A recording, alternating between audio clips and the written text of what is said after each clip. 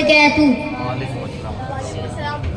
الحمدللہ وکفا وسلام علی عباده الذین اصطفى اما بعد فاعوذ باللہ من الشیطان الرجیم بسم اللہ الرحمن الرحیم یا ایہا النبی قل لأزواجک وبناتک ونساء المؤمنین یدنین علیہن من جلابیبہن صدق اللہ العظیم۔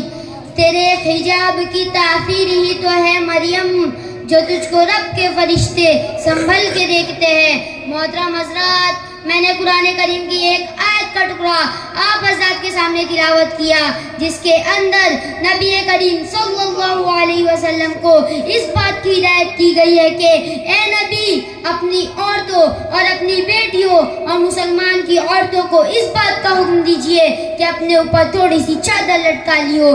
اس آیت میں پردہ کا حکم اس وقت نازل ہوا جب مذہب اسلام کے روشن ستاروں سے ظلم و جہالت کا بادل چھٹا، قرآن کے عدل و انصاف سے باطل کے لہراتے جھنڈے گر پڑے، مظلوموں اور بے قصوں کو مساوات و برابری کا درجہ ملا، خاص طور پر ان عورتوں کو جو ظلم و ستم کی چکی میں پس رہی تھی۔ اسلام نے ان کو ذلت و پستی کی گاڑ سے نکال کر عزت کی بلندی پر پہنچایا۔ ظہور اسلام سے لے کر صدیوں تک مسلمان عورتوں کی بڑائی کے گیت گائے جاتے رہے، لیکن دوستو دیکھتے ہی دیکھتے پوری دنیا میں شیطانی ڈنکے بجنے لگے اور مسلمان عورتوں کو مکاری و عیاری کے پھندے میں پھنسانے کے ارادے ہونے لگے۔ چنانچہ خواہشات کے ان دیوانوں کی آرزویں پوری ہوئی اور مسلمان عورتوں نے بھی پردہ جیسی عظیم نعمت کو پیٹھ کے پیچھے ڈال کر مردوں کے ساتھ کاندھے سے کاندھے ملا کر چلنا شروع کر دیا۔ پھر نہ پوچھے کہ اسلامی معاشرہ کن کن خرابیوں سے دو چار ہوا، ہر جانب برائیاں ہی برائیاں نظر آنے لگی۔ سامعین، آج اگر اسلام دشمن طاقتیں پردہ کے خلاف نعرے بلند کرے تو اس سے ہمیں کوئی تعجب نہیں، کیونکہ اسلامی تعلیمات کو بدنام کرنا تو ان کا شیوہ بن چکا ہے۔ مگر افسوس اس بات کا ہے کہ آج ہماری قوم کے اکثر لوگ جو مسلمان ہونے اور محمد عربی صلی اللہ علیہ وسلم کی امتی ہونے کا دعویٰ کرتے ہیں تو وہ بھی اسی ذہنی غلامی کا شکار ہے۔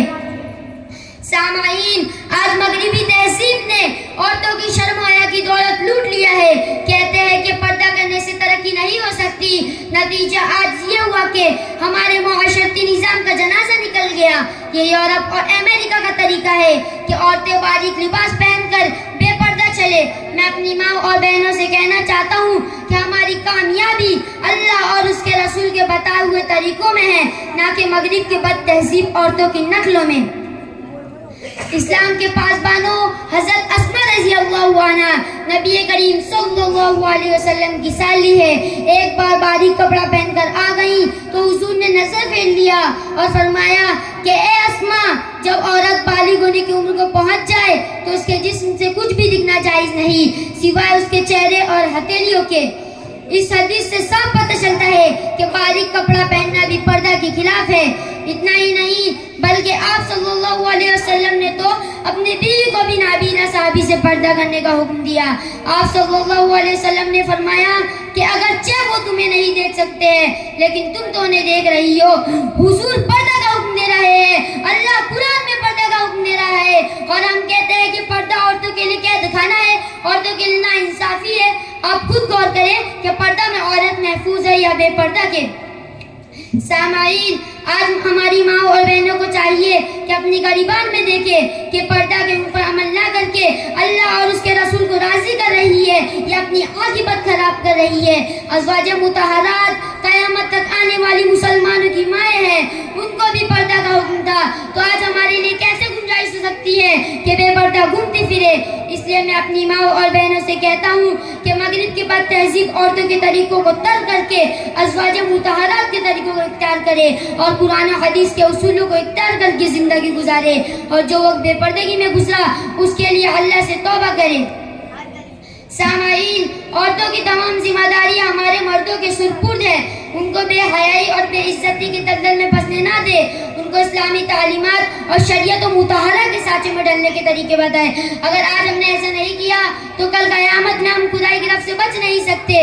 رب کریم سے دعا کیجئے کہ وہ ہمیں اسلامی تعلیمات و احکام پر چلنے کی توفیق عطا فرمائے. آمین ثم آمین. وآخر دعوانا ان الحمد للہ رب العالمین. السلام علیکم ورحمۃ اللہ وبرکاتہ.